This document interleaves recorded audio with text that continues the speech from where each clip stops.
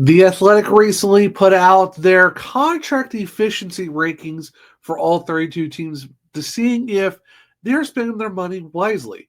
Well, the Carolina Hurricanes got a very good ranking, but there are some questionable variances to the Athletics math and looking at how the Hurricanes spent their money going into the 2025 season. So, are they right? Are they wrong? Well, we'll talk about it here on a Friday episode of Locked On Hurricanes.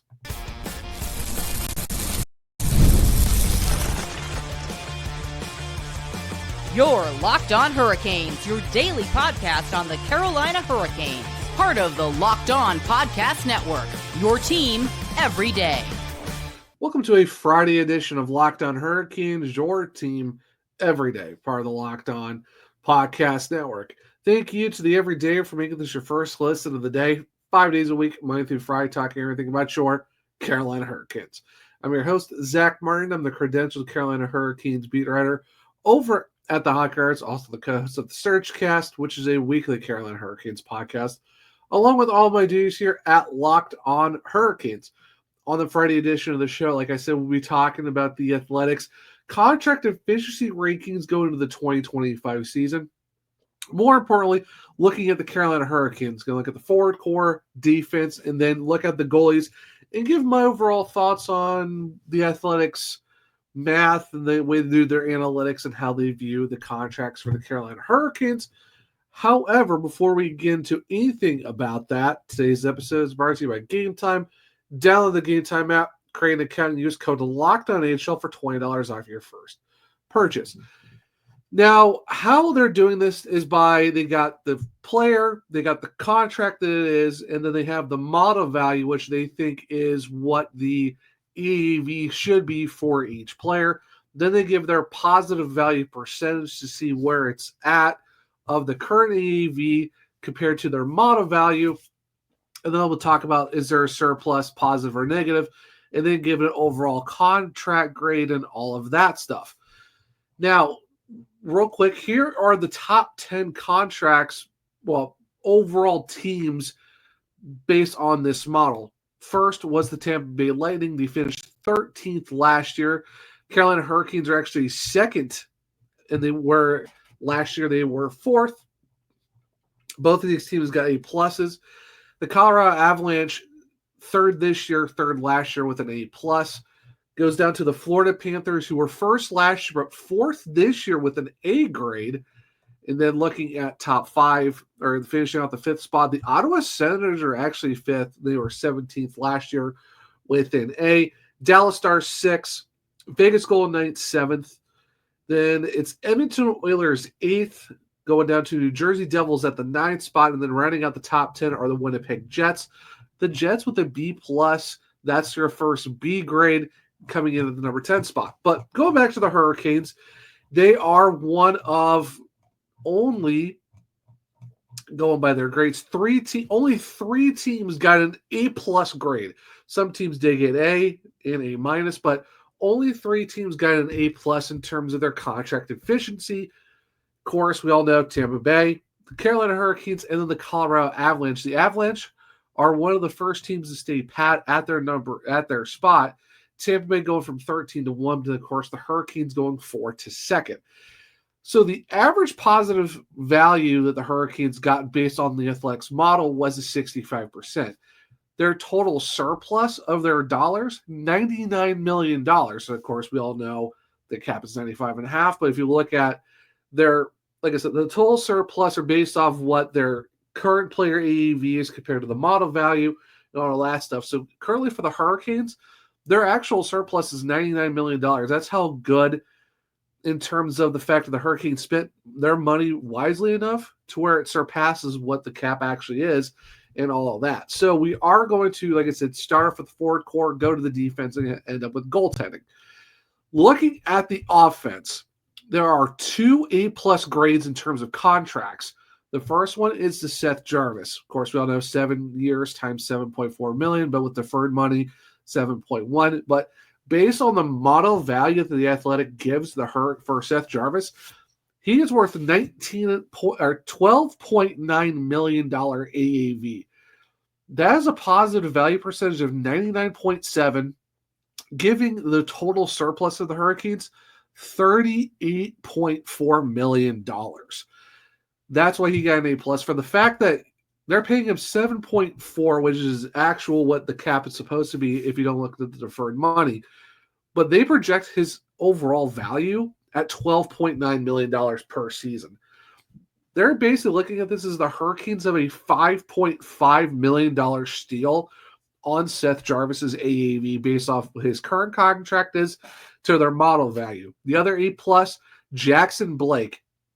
The based on the model value, they think Blake is an $8.1 million AAV player, but he's only making 5.1, putting it at an 86.2% with a total surplus of $24.2 million. So those are your two A+ grades. Then going down, they actually gave Logan Stankoven a B+, where his model value is at 7.1, but the Hurricanes are going to pay him $6 million, giving him an 8.8 total surplus. The other B+, Mark Jankowski, his model says 2.5, but the Hurricanes are only paying him $800,000. Of course, that's just rounded up for a 93.8% positive value with a $1.7 million surplus. Couple Bs, Sebastian Aho, Jordan Martinook, basically almost right there in a good efficiency amount of their money. Positive value 64% for Aho, 79% for Jordan Martinook. B- for Jordan Staal and Andrei Svechnikov. They think that Jordan Staal is a 3.3. He's only getting paid 2.9, which only gives a $0.9 million surplus based on his current contract to the model at 58%. Then Andrei Svechnikov making 7.8 for the Hurricanes. The model only comes out to $8 million, which gives them $1 million. They're saying it's $1 million surplus at only 52.3%. Now, this is where it gets very, very interesting. The fact that the rest of these next 4 forward contracts are all at C+. William Carrier, model says 1.8. He's getting paid 2. Nikolai Ehlers, 8.1 is the model. He's getting 8.5. And they're saying that his total surplus on their scale system, negative $2.4 million, only taking up 44.7% of a positive value. Taylor Hall model, 2.6, getting paid 3.2. 37.9% of a positive value, minus $1.8 million. And this is the big kicker. Jesperi Kotkaniemi is making $4.82 million. The model says 4.2 at 40.1%. Taylor Hall has the worst positive value, but Jesperi Kotkaniemi's total surplus, minus $3.1 million. So it goes to show, just even on the model, they think that Jesperi Kotkaniemi is making $0.6 million or $600,000 more than what he should be gaining and all that. But the thing that really stuck out to me, I mean, I'm glad that the Seth Jarvis and Jackson Blake's contracts are looked as A+, absolute steals for what they're paying them. Even the Stankoven deal, even Mark Jankowski was surprising. But the fact that Jesperi Kotkaniemi, I'm not surprised by it. It is a little much for what they have left, and the fact, too, that it's at 5 years left. The Nikolai Ehlers deal, I'm really surprised on, because for what all we heard this offseason was that teams were looking at 8.5 up to $9 million. And I even heard that there were teams offering between $9 and $9.5 million.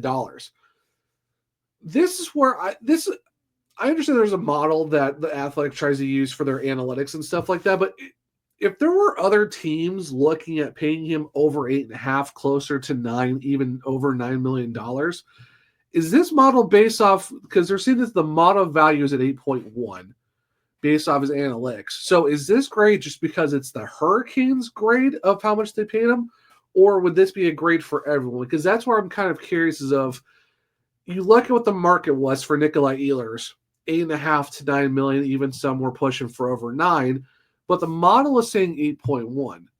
So where does that really factor in? And I think that's where it's kind of the question mark of how accurate is the model to what his contract is compared to what they think he should be making. Because if they think he should be making 8.1, then why do we hear $8.5, $9 million all offseason? I heard nowhere near close to 8.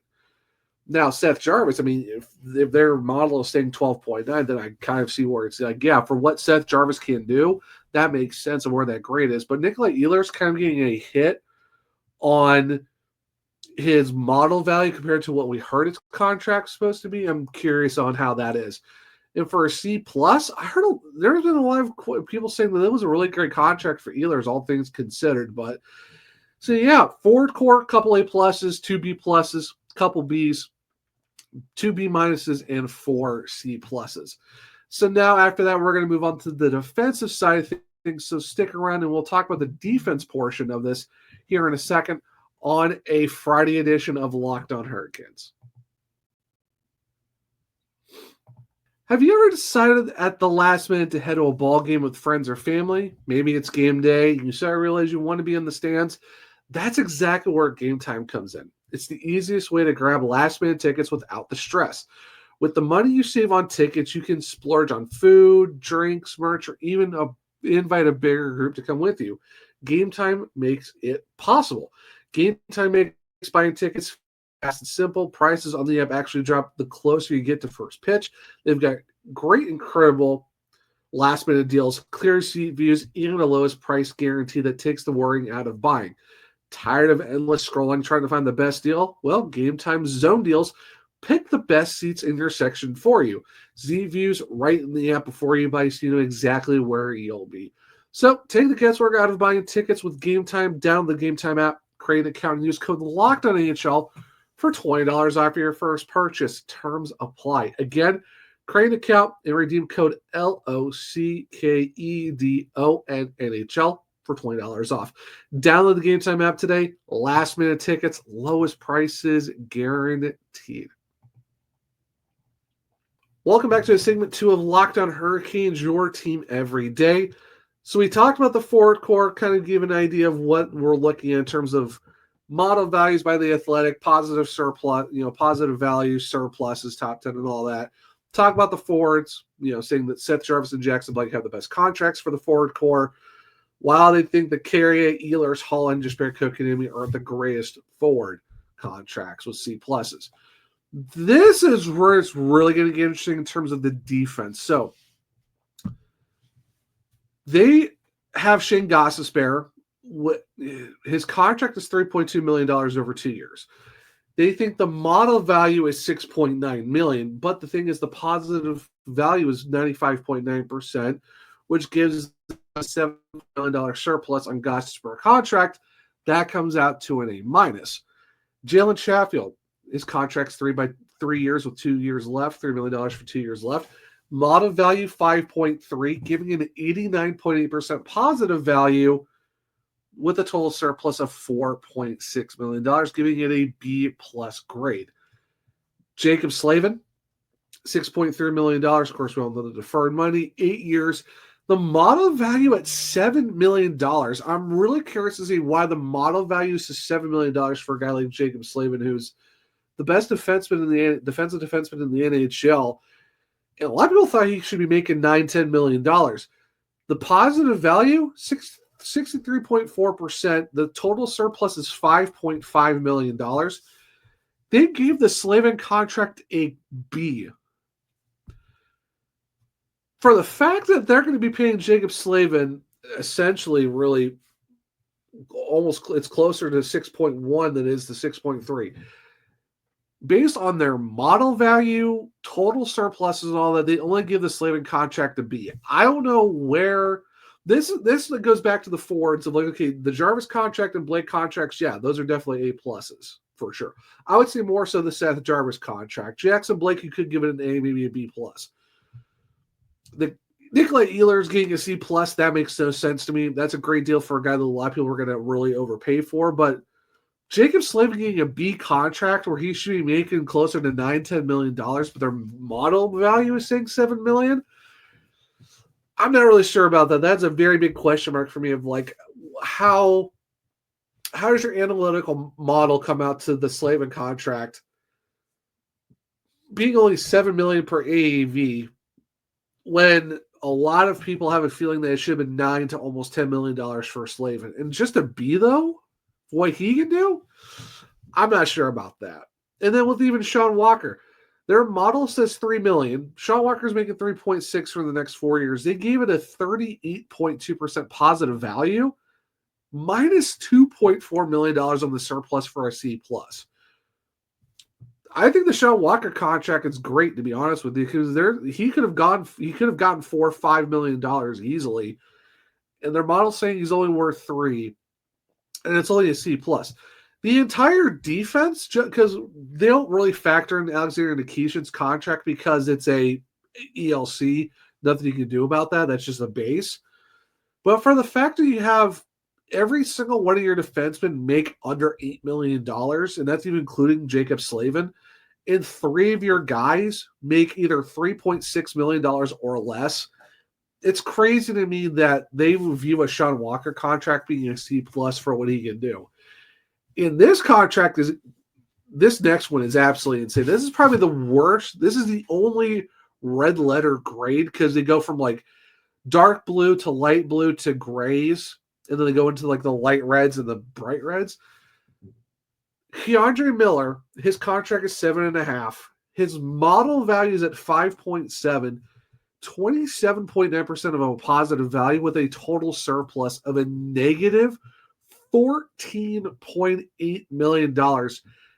D+, the worst grade out of all the Hurricanes contracts. D+. Is it a little bit of overpay? Maybe. But I would still say for the fact that he's 25, hasn't really hit his offensive upside, and would $7 million be better? Yes. 7.5, okay, it's whatever. It's not that big of a deal. To give it a D+, though, and the fact that his model value is only at 5.7, it's kind of interesting to look at that where they kind of almost flip those numbers. But they call that a D+ contract, probably the worst contract on the entire roster. And that's even including Jesperi Kotkaniemi's contract where the model is 4.2. But that's the most egregious in terms of total surplus, where everyone else is either, like I said, Seth Jarvis is 38.4, Jackson Blake's is 24.2. The worst forward in terms of positive or negative money is Jesperi Kotkaniemi's minus 3.1.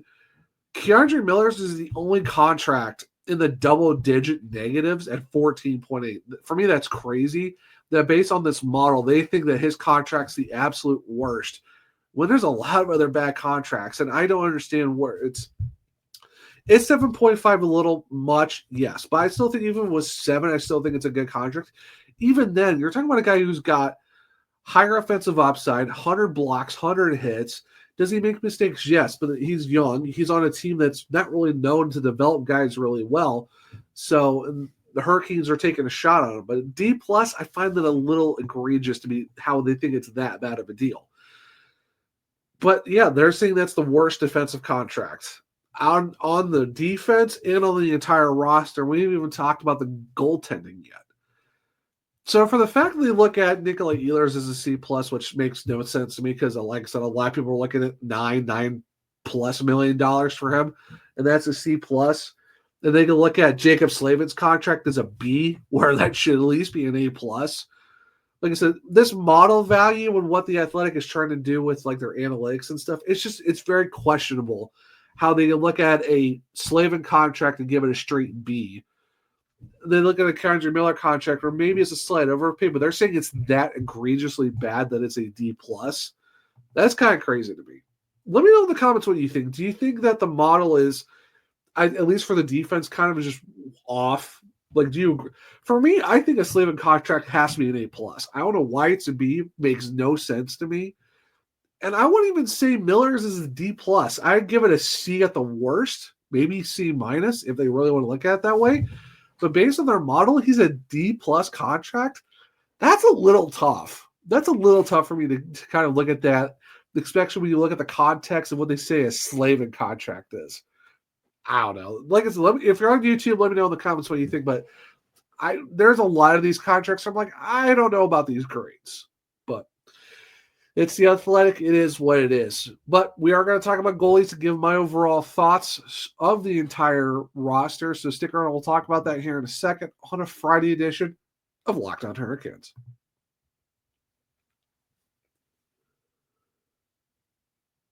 Welcome back to segment 3 of Locked on Hurricanes, your team every day. We talk about the forwards, talk about the defense. Now let's talk about the goaltending contracts per the Athletics model that they have. Pierre Kochetkov, $2 million over the next 2 years. They say his model value is at $6.5 million, giving him a 97.2% positive value with a surplus of $8.9 million with an A- grade. It's when you look at a guy who had 27 wins last year, which set a career high for him, the fact that he had 24 the year before, the guy's won 50 games over the last 2 years. He's put in a lot of good value to his production.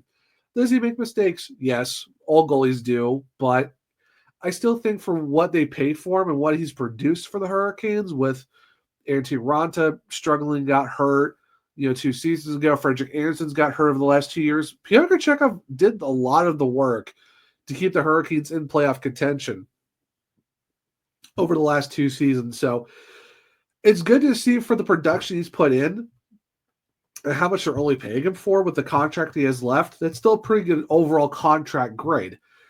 Frederick Anderson, $2.8 million. The model value is saying it's $3.3 million, which is the 54% positive value percentage, but the total surplus is only $500,000. They still give it a C+ contract grade, and yes, Frederick Anderson's been hurt over the last couple seasons. For what he's done when he is in, because when he came back 2 seasons ago in this past year, he had some really good numbers coming off an injury. And 2 playoffs ago, he did pretty okay. I would say even this most recent playoff run, he did very, very well for the Hurricanes. Of course, they ran into the gauntlet of being a buzzsaw that's the Florida Panthers. I think Frederick Anderson did a really good job. And the fact that his contract actually went down from his previous one, which was over $3 million, to under that at $2.8 million for a season. Only giving that a C+, I would say it should be at least a B at the worst. I don't understand. That's what I'm saying. It's very questionable when you look at this. When you look at this and be like, I'm not sure where does this factor in? It's just, it doesn't really make sense to me of how they can look at this and be like, oh yeah, that's just a ho-hum whatever. But it's just weird how they look at this. And I don't know, the way they look at this, the model makes no sense, because even they're referencing when they try to analyze this, is the fact that not everything is perfect, and some bets, Karen Miller, appear to carry on more risk than others. Some bets will depend on age, like Jacob Slavin, who is obviously better than a $7 million contract for a defenseman now, but may not be in his late 30s. That's why they're looking at Jacob Slavin's contract. It's like, well, it's good now, but where's his age going to be at the end of that contract? Jacob Slavin is an amazing defenseman. I don't understand how you can look at that contract and think, oh, well, it's his age. Because he's 29, his contract's up in 8 years. How's his age going to be at that point when it's 6.3? An absolute steal when the cap goes up. That's what, just by reading their definitions of how they look at these contracts is absolutely insane. But for goaltending, Pierre Kochetkov, definitely an A-. Frederick Anderson, I'd say B- at best. But moving on to the overall thoughts, some of these contracts, yes. Seth Jarvis, an absolutely amazing contract, absolute steal, yes, A+. Jackson Blake, a little early. Give him 8 years, but he's supposed to be really good. Model says A+. Okay, fine. The Nikolai Ehlers deal makes no sense. How they can look at that as a C+ with a negative total surplus when a lot of teams are looking at 9 or 9.5 for this guy. Is this because it's the Hurricanes giving him this contract? Or if this contract was an overall, no matter who signed him, it was going to be a bad deal, or it's going to be a C+. Because if it's just on the team, then this is a very egregious, what are we doing with this model? But if the model says regardless of the team, it still makes me question how you can look at a guy on your model says 8.1, but teams are looking at $8.5 to $9 to $9.5 million for a guy like that. Makes no sense to me. They look at the Slavin contract. Well, he's definitely worth more than $7 million, but that's good now. How's it going to look at the end of the contract in his, mid to late 30s? That makes no sense to me. How you can look at a contract, you see the guy is worth more than this. By the time this contract's done, it's still going to be that type of money. I don't care if it's like, take a deferral out of it, it's 6.3. Yes, he's making 6.1, but if you're taking deferrals out, you're still paying the best defensive defenseman $6.3 million for the next 8 seasons. How can you look at that contract for a guy who took a massive hometown discount to stay in Carolina for his entire career? You can look at that contract and question on age for a guy who's been that consistently good year in and year out and be like, yeah, based on our model and the total surplus and a positive value, yeah, it's only a B. Everyone and their mother said that this contract was absolutely amazing. It makes no sense. Everyone said this contract's great. Everyone said this is an absolute steal. Now, next offseason, when the cap's going to at least $104 million, how can you look at that Slavin contract and be like, yeah, it's only a B? What are we doing here? What are we doing here with this contract? That makes no sense. And the fact that you can look at Ehlers, like I said, there's no way that should be a C+. I don't think the Karen Miller is a D+. I would say maybe it should be a C+ grade at best. Or I should say C+ at the worst. You can maybe basically C+ or C. I'll say C+ or C for the Karen Miller contract because we have to see if it's proven. But D+ is such an egregious, and the fact that it's a negative 14.8 is absolutely wild to me. When you look at contracts like this, because when you look at looking at just Tampa's, there is no grade worse than a C+, but there is a lot of contracts that make no sense. No sense. And it's like, nah, not great, but they're not as egregious as this one.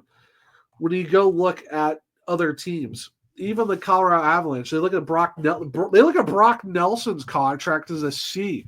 The guy is getting paid $7.5 million for the next 3 years, and the model says 6. He's a C grade for offense. Josh Manson's making 4.1 for the next 3 years. They only view that as a C. That's the thing that makes no sense to me. Who is making these contracts? The Athletics model, even look at the Florida Panthers. They grade the Brad Marchand and the Sam Bennett contracts as Ds. Brad Marchand kind of makes sense for his age, but Sam Bennett, they say that it's a deep, yeah. The Athletics way of looking at this thing is, I understand there's a model that you try to do and you have the analytics and the math and all that, but some of these contract grades are absolutely kind of bonkers to me when you look at for what they're paying for. Some people thought Sam Bennett was going to make $10 million and that $8 million contract's a D. What would that $10 million would have looked like? Then they would have to say that's enough. But going back to the Canes real quick,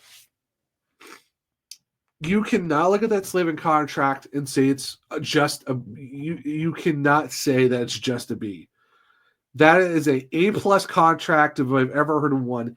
You can't look at that Ehlers contract and say it's a C+ when other teams are going to pay more money for it.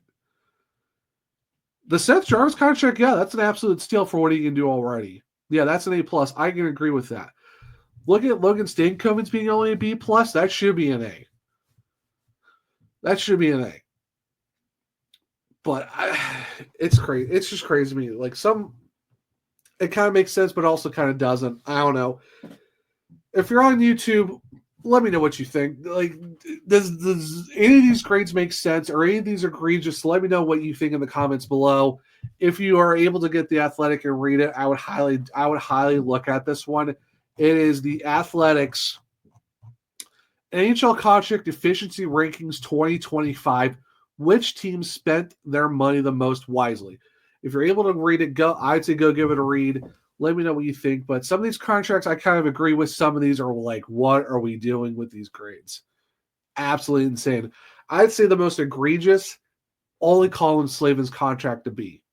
Easily A+ in my opinion. But Let me know what you think in the comments below if you're on YouTube, and if you're on socials, let me know once you're Zach, because boy, am I fired up now by just going like, what are we doing with these grades, man?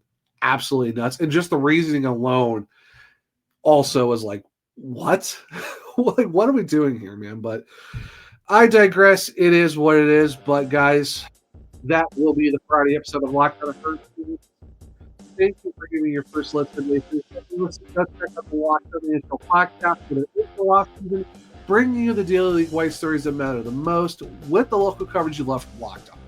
Find Locked On NHL on YouTube or listen to your podcast. If you want to keep up with me, I'm at One True Zach on X. The podcast is LO_Hurricanes. I'm also on Blue Sky, the Zachary Martin, where if you click the links, trees in my bios, you can find all of my written content at thehockeywriters.com. If you want to check out my other podcasts, it's the Searchcast on all podcast platforms and on YouTube. For Locked On Hurricanes, we're on Spotify, Google, Apple, iHeartRadio. Wherever you listen to your podcast, make sure to leave a 5-star rating and review, because I might just read it on the show. If you want to check it out on YouTube, it's Locked On Hurricanes. Subscribe, hit the bell notification so you don't miss the show. Hit the thumbs up if you like the show as well. Share with all our Arcadiacs so they become everydayers just like you. But hope everyone enjoyed the Friday episode of Locked On Hurricanes. Enjoy your Friday and enjoy your weekend. And until next time, as always, let's go Canes.